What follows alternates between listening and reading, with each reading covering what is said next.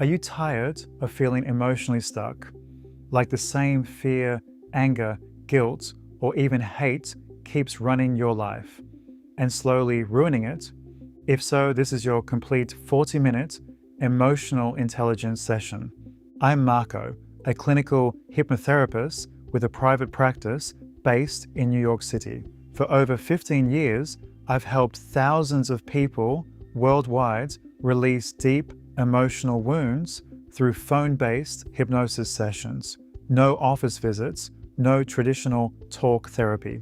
In this session, I'm going to guide you through 4 powerful emotions that quietly control your decisions and relationships. First with fear, then anger, then guilt, and finally hate. You'll see how they connect, how they feed each other, and most importantly, how to start breaking that cycle in your own mind.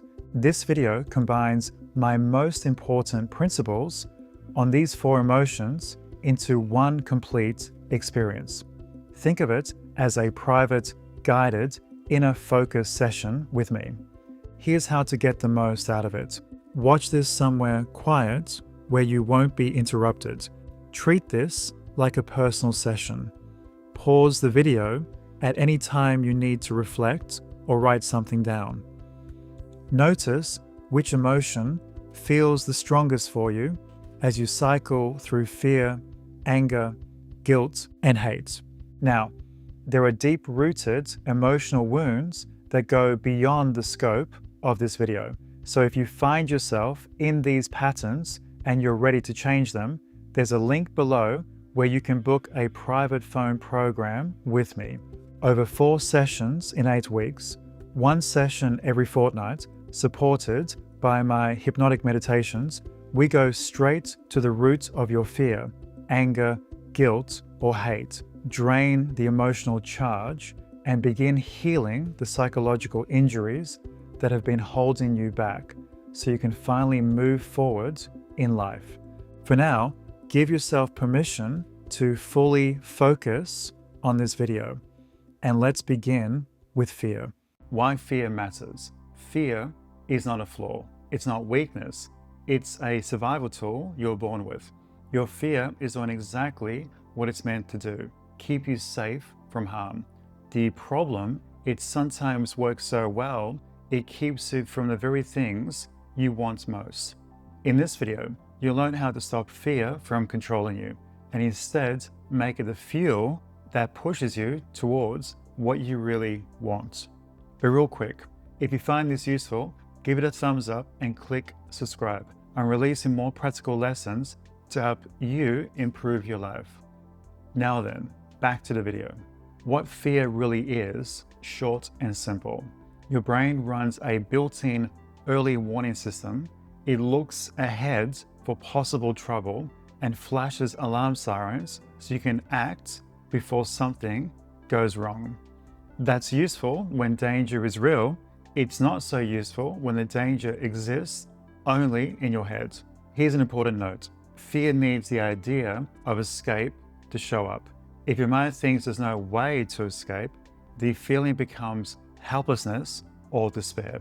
Fear contains energy, an impulse to do something. That energy can become a forward motion if you know how to steer it. We'll come back to that a little bit later in this video. How fear shows up so you can recognize it. Fear follows a pattern. Notice these common triggers. Future focus. Worry about something that hasn't happened yet. Perceived likelihood. Your brain guesses how likely the bad outcome is. Time proximity. The closer the event, the louder the alarm. Social comparison. Seeing others fail makes your brain say, that could be me. The unknown. Missing details inflate fear. Hope of escape. Fear needs you to believe you can still act. Your body responses usually fall into 3 types. Fight, irritation, snapping, trying to control everything. Flee, avoiding, putting things off, canceling. Freeze. Voice goes quiet, mind goes blank, you feel stuck. Here's one example. You've got a job interview next week. A month ago, it felt manageable. Then you watched someone fail miserably in an interview online. Now that memory keeps popping up. As the day gets closer, the alarm gets louder. That's the trigger, cascade, response sequence in action. Here's a real-life case study: how a hopeless situation destroyed fear, but reignited hope.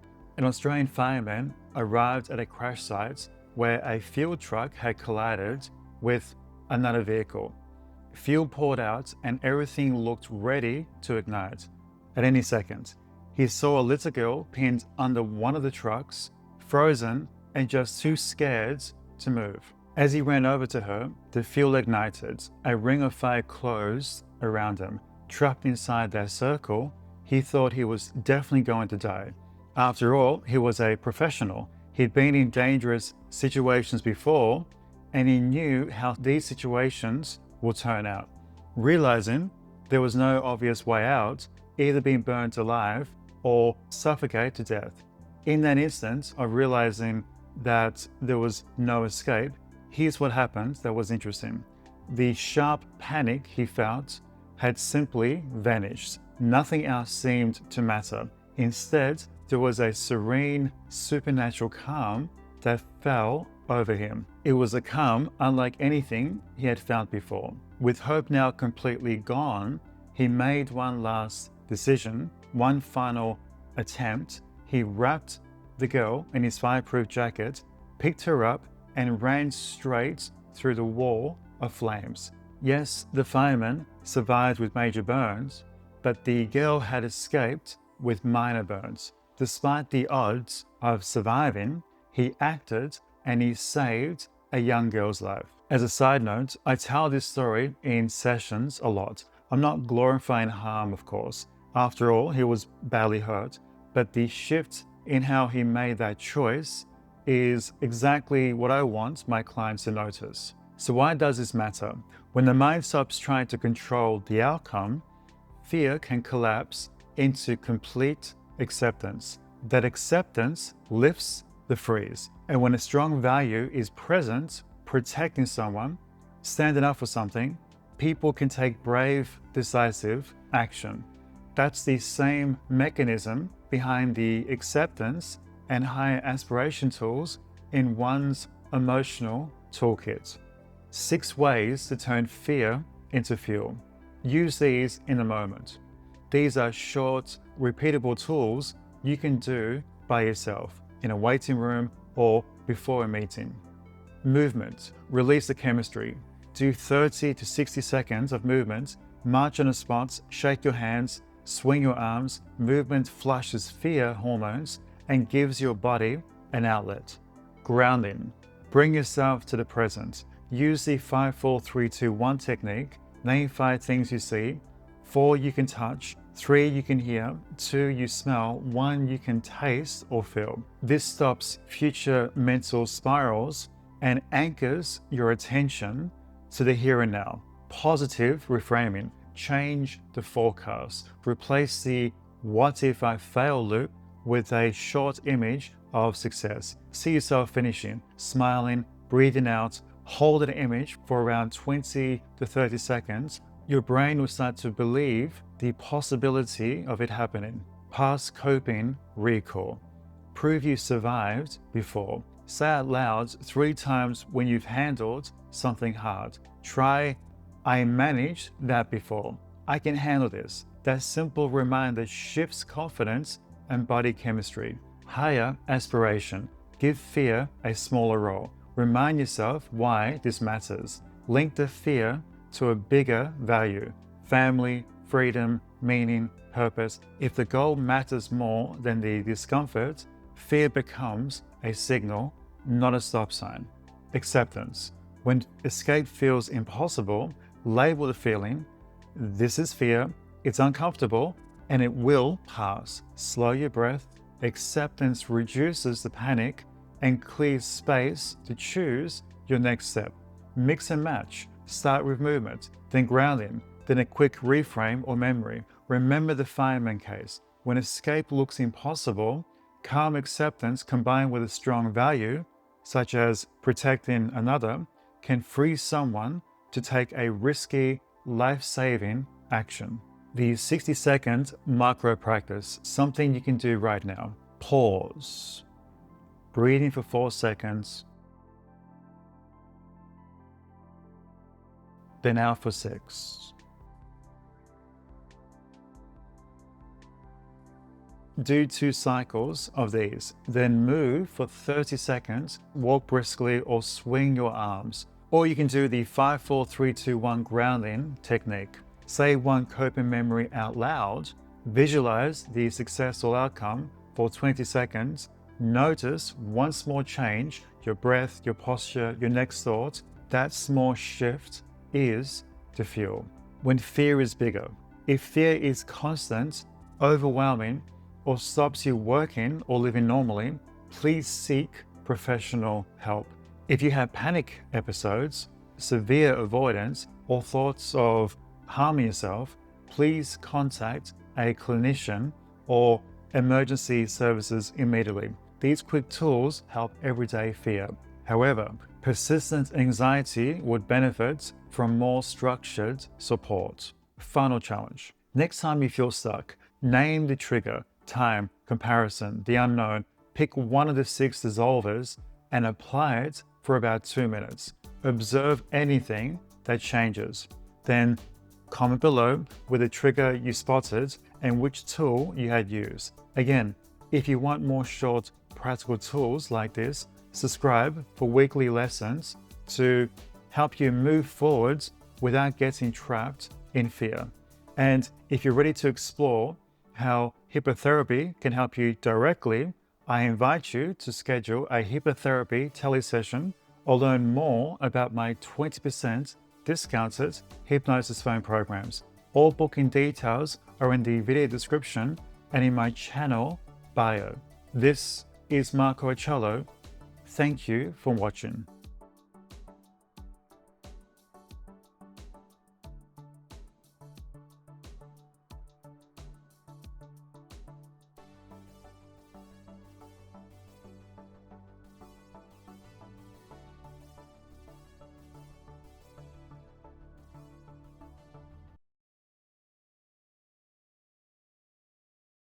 Did you know the strongest evidence says anger is not irrational at all? It's designed to restore balance when something's gone wrong. A broken deal, an unfair insult, or public humiliation. Psychologists call it a survival signal, not a flaw.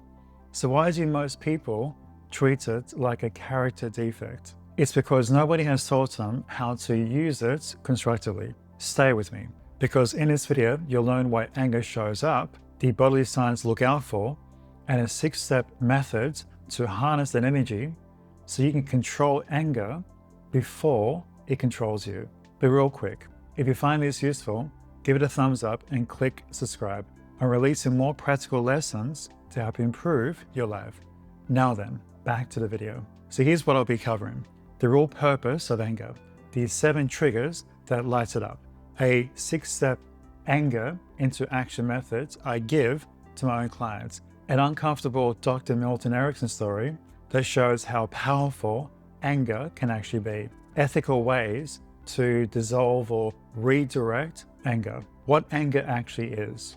Anger's job is quite simple, to repel an invasion. That means somebody has crossed a personal boundary or wounded your self-esteem. Anger shows up to force you to act so balance can be restored.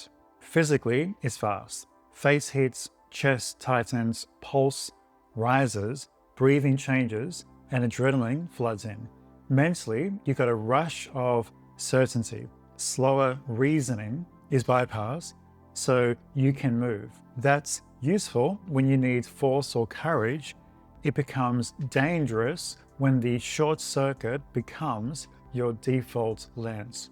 So the useful question is not only how do I stop anger, it's how do I use this energy to restore balance without destroying things. 7 triggers where anger comes from. These are the most common contexts that spark anger, with quick examples to help you spot them. Contempt. You're treated like you don't matter. One example is someone jumps the queue and acts like you're invisible. Spite. Somebody blocks you from getting what you deserve, such as a colleague who sabotages your promotion. Insolence. Someone upgrades themselves by putting you down, like gossip or a public insult. Betrayal. A protector fails you, such as a doctor who misdiagnoses or a parent who abandons support. When someone with a duty of care fails you, the wound is deeper. Simple shock. Sudden unexpected harm, like an abrupt firing or a public roast. Indirect attacks. Your project, family, or values are belittled. This could be your team's work dismissed in front of potential clients. Public humiliation. You're shamed where it matters. This is where you hear laughter at your own expense in a room that you respect. So anger spikes when the assault feels personal. If you're singled out whilst others are treated well, the heat is higher. That tells you something about motive and it helps you decide how to respond. What anger does, the gift and the risk. Gift. Anger gives strength. It can override fear and guilt, so you can challenge injustice, enforce a boundary, or push through a pain barrier. It's the push you sometimes need to do something important. Risk. Anger narrows thinking. It simplifies complex choices and can make retaliation feel righteous. Left unreleased, it hardens into resentment, passive aggression, or just chronic bitterness. Quick safety note. I wouldn't recommend using anger to motivate someone with very low self-esteem. It usually backfires. They often hear criticism as confirmation that they're unworthy, which deepens their feelings of unworthiness. And using anger as your long-term fuel may corrode physical health. The 6-step anger into action method. This is the exact template I give clients. Learn it, practice it, use it. Name it. For 30 seconds, say quietly to yourself, I'm feeling angry. Naming slows the alarm and creates a moment of space. Map the target and purpose. Ask yourself, what boundary was crossed? What needs fixing? Be specific. Choose one safe, concrete action to restore balance.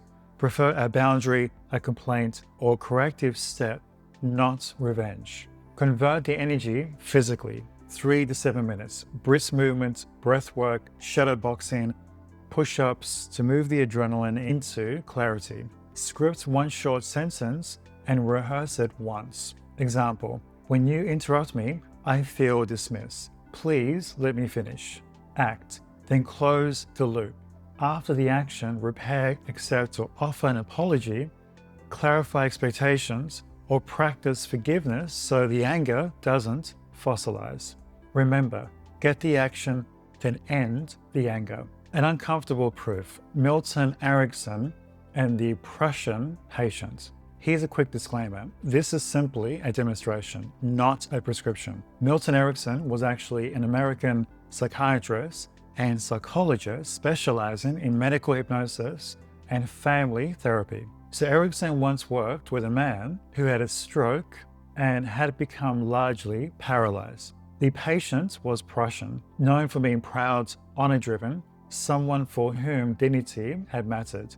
Erickson asked the wife not to interfere, then deliberately provoked the man. He insulted the man's strength, called him weak, a Nazi, incomplete as a man, and repeatedly kept insulting him. The man's face was flushed with rage. Finally, with a furious and such force, he pulls himself out of the chair, crossed the floor one painful step at a time, opened the door, and walked out. That burst of anger sparked real rehabilitation. He began to use his legs and limbs more than many expected. Obviously, Erickson's move relied on context, consent, and precise judgment, but please don't humiliate or abuse people simply to motivate them. The lesson here is that intense emotion can break total inertia. Just use that insight ethically, safely, and with a clear plan to release the anger afterwards. Short scripts you can use.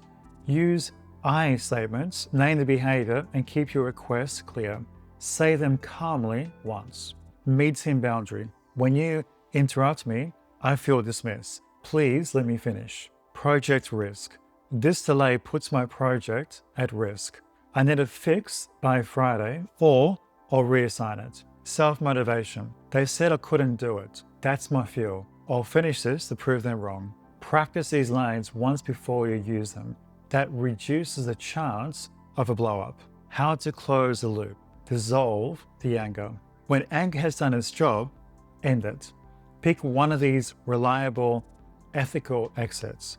Reframe involuntary action. Show the act wasn't personal. If harm was accidental or due to ignorance, anger often drains. Repair apology. A sincere apology or a practical fix restores balance and removes the reason for anger. Forgiveness. Decide to let it go so no longer controls you. Forgiveness isn't approval, it's freedom to move on. If anger achieved your goal deliberately, choose a release. If you don't, you'll carry the heat instead of the change. Redirecting anger. Patterns and a real-life example. When anger is intense, people look for outlets. Two common patterns: scapegoating, venting as a substitute target. It may relieve pressure, but often repeats them. If you must vent, aim at systems or abstractions, not people. Through the other person's suffering. When the object of anger suffers, the anger can subside because the moral picture shifts. Here's a real-life example. Before the 2008 Olympics, there was broad international anger at China over human rights issues. Then a massive earthquake killed thousands. That tragedy reframed the moral picture, and much public outrage and condemnation cooled down almost overnight. This shows how context can change emotional energy. Not that suffering is desirable, but that event can shift the need for anger. But here's an ethical caveat. Never create or exploit suffering, and never manufacture scapegoats. Warnings and essential rules. Don't provoke people with fragile self-esteem. It usually makes things worse. Don't weaponize anger to humiliate, control, or dominate others. That's abuse. Don't rely on anger as your primary motivator. It corrodes relationships and health. If anger is chronic, destructive, or feels out of control, please seek professional help. If your aim isn't repair, protection, or legitimate change, stop and rethink. A simple experiment to try this week. Try this for 7 days and note the change. Name it for 30 seconds. I'm feeling angry. Move for 5 minutes to shift the adrenaline. Write one clear sentence describing the single safe action you'll take. Then do that action within 24 hours. Notice whether your anger becomes shorter, sharper, and more useful. Here's my final invitation. If you want something more hands-on in the form of one-to-one help, my 4-session hypnotherapy phone program is designed to help you stop anger in its tracks. Across 4 tele-sessions, we map out your triggers, use targeted hypnotic reframes to reduce the automatic surge, install calm anchors you can use in the moment, then build a short relapse prevention plan so the changes stick. I'm currently offering 20% off with the program. All booking details are in the video description and in my channel bio. This is Marco Cello. Thank you for watching.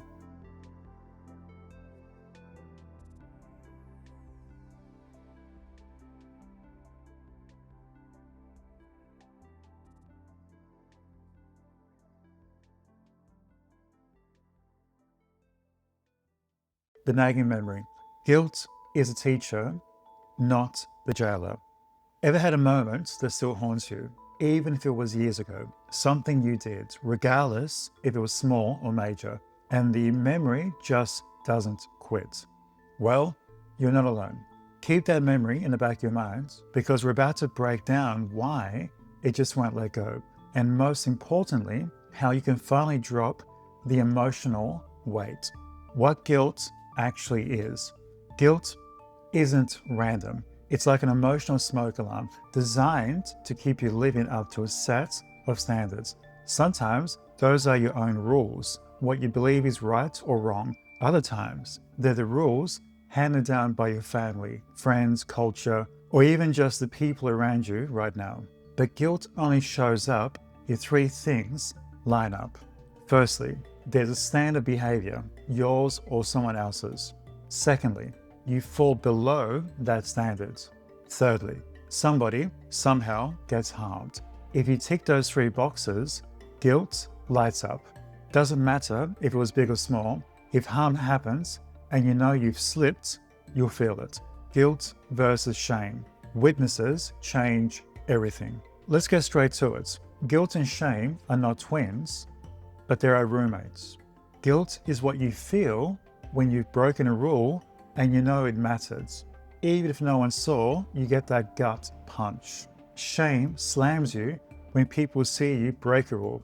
If someone whose opinion you care about notices, the feeling's 10 times as bad. It's not just I did wrong, it's they see me as the kind of person who does wrong. If you smash a mug at home, you feel silly but get on with your day. Smash a mug in front of your co-workers, that's shame kicking in. Key difference. Guilt, I need to fix what I did. Shame, I want to hide who I am because I got exposed. And witnesses, they turn guilt up to shame. The more you care about the witness, the deeper the sting. Real quick, if you're getting value from this, hit like and subscribe. It lets me know you want more no BS tools for personal growth. My next video goes deep into breaking old patterns, so don't miss it. Now, let's shovel back in. Why guilt gets stuck. Sometimes you make amends, apologize, and still the guilt won't die. Here's why. The bigger the harm, the heavier the guilt. Even if your mistake was tiny. If there's no way to fix it, the feeling lingers. If the harm was public, or if people you look up to know about it, the memory sticks like glue. But let's get real. Sometimes guilt hits so hard, it feels like it's swallowing you whole. That's not random either. There are some situations where guilt gets supercharged. Maybe you made a small mistake, like oversleeping or forgetting to send a message, and someone else suffered real consequences, maybe even something tragic, totally out of proportion to what you did. When the outcome is huge, guilt can feel overwhelming, even if all you did was slip up for a moment. Guilt isn't about your action, it's about the fallout. Your mind can turn one tiny lapse into a life sentence, especially if the damage spirals beyond what you have intended. That's why some people get stuck with relentless guilt over freak accidents or things they couldn't have controlled. The weight attaches to the result, not just your intention. Guilt's job is to push you to repair things. But if repair feels impossible, your brain keeps circling back, hoping you'll find a way to put things right. How guilt gets weaponized. Here's the dark side. Guilt gets used to control people more often than anyone likes to admit. Guilt is basically the Swiss Army knife of manipulation. You see it everywhere, in families, relationships, workplaces, even politics and religion. Anytime someone makes you feel not enough, or like you're constantly letting them down, watch out. They're steering your choices with guilt. Here's how it works. First, they set a standard, sometimes very high, sometimes totally vague, so you can't win. Then when you fall short, because almost everyone does, they hit you with reminders or passive-aggressive digs. Could be direct, after all I've done for you, you won't even call me back, or more subtle, like a sigh or an eye roll. Now, instead of acting on your own values, you're scrambling to avoid the guilt and chasing their approval. The goalpost keeps moving and you're stuck in a cycle trying to make up for letting them down. You'll see this playbook everywhere. Families. If you really loved me, you'll do this, etc. Work. A real team player will stay back late. Religious groups. A good person never questions tradition. Romantic partners or friends. I guess I just care more than you do. Weaponized guilt isn't here to help you change or grow. It's about keeping you compliant, stuck, or endlessly making up for something. And the more you scramble to make amends, the more power you hand over. the bottom line. If you notice someone keeps using guilt as their go-to tactic to get you doing what they want, that's not about your growth, that's straight up manipulation. Set boundaries. Guilt should guide your own better choices, not become someone else's remote control for your life. When guilt works for good. Here's the flip side. Used ethically, guilt is pure motivation. It pushes people to apologize, repair damage, or shift their behavior so they don't make the same mistake again. It's even used in politics. Some persuaders ask leaders to imagine their families watching them vote. The idea? If you feel like your loved ones are witnesses, you'll act with more integrity. Guilt, when released, becomes growth. Keyword, released. How to actually release guilt. Guilt is brutal when it won't quit. Luckily, there are proven ways to finally let go, even if you can't fix the harm directly. Step 1. If you can apologize, do it. A sincere apology, owning up and making things as right as possible really can be enough. Step 2.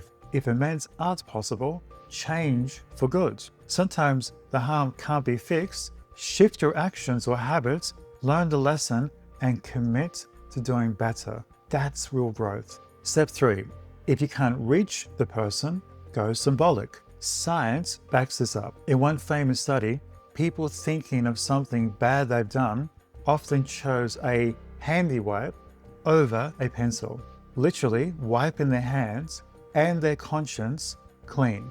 That simple symbolic act zapped their urge to punish themselves. So, donate, help someone else, write a note you'll never send, do a ritual that feels meaningful. Symbolic repairs can release you even long after the fact. Wrap up and viewer challenge. Guilt isn't a trap you just have to live with. Spot the system. Standard, slip, harm, reaction, release. If you're carrying something heavy, ask yourself, can I apologize? Can I make it up even if the person never sees? Or can I do something symbolic to mark a real change? Let me know in the comments what version you're trying, apology, change, or symbolic act. Remember, if someone keeps using guilt as leverage, I encourage you to set your boundaries because guilt belongs to you. It doesn't belong to them. Ready to go deeper? Thank you for watching. If you're ready to dig even deeper and untangle other emotions that keep you stuck, my video about hate breaks down why hate shows up, how it hijacks your mind, and how you can break its cycle, just like with guilt. If you ever felt the surge of anger that turns into resentment, or worse, you'll want to see this. And if you think hypnotherapy might help you finally move on, check out all the details about my tele sessions and phone programs. They're in the description and the channel bio with 20% off right now. Whatever the negative emotion you're carrying right now, you don't have to carry this forever. This is Marco Ocello, and I'll see you in the next video. Why do we hate? Fear leads to anger. Anger leads to hate. Hate leads to suffering. Yoda. Let's talk about hate. It's intense, awkward, and most of us wish we can avoid it, but it shows up everywhere. Hate can wreck your life if you don't understand how it works. The truth? Hate isn't random. It's a system built for self-protection. If you understand its structure, you can interrupt it before it hijacks your mind, your relationships, or your future. Section 1, hate. What it really is. Hate isn't just being mad. Think of it as your brain's emergency security system. It activates when it senses real danger, but sometimes it triggers way too easily. Here's the formula. Attitude, prejudice, plus repeated pain, aversion, equals hate. The attitude part comes from stuff you pick up, family drama, past wounds, media bias, or what you see online. People like that always screw me over. The pain side is humiliation, betrayal, fear, or loss that keeps happening. When you combine these, it becomes an explosive mixture. Hate wants the source gone permanently. How is hate different from anger? Anger is about defending your boundaries. It flares up, fixes what's wrong, and usually burns out. Hate goes all in. It wants to erase the problem completely, cut people out, ruin reputations, even annihilate what's hurting you. Section 2. Where hate comes from. No one is born hating. So how does it start? Repeated pain or threat. If someone or something hurts you over and over, it starts to feel like a threat that won't ever stop. Generalization. Your mind turns "this person hurt me" into "everyone like them is dangerous." That's how prejudice, racism, and group hate begin. Inherited attitudes. Sometimes hate starts as a bias or fear you absorbed from family, teachers, or your community. On its own, it might not show up until repeated pain adds the spark. Polarization. Strong love or desire can flip into hate when you get hurt again and again. Passion doesn't disappear, it twists and warps into hatred. Protecting what you love. When someone attacks your values, friends, or projects, and this keeps happening, hate can target the attacker. Example, imagine being bullied at school again and again.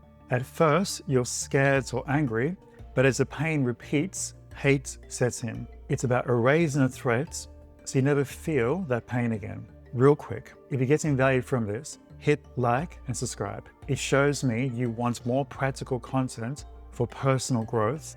My upcoming videos dive deeper into transforming your life with honest, hands-on strategies so you don't miss out. Now, back to the video. Section 3, the cost of living with hate.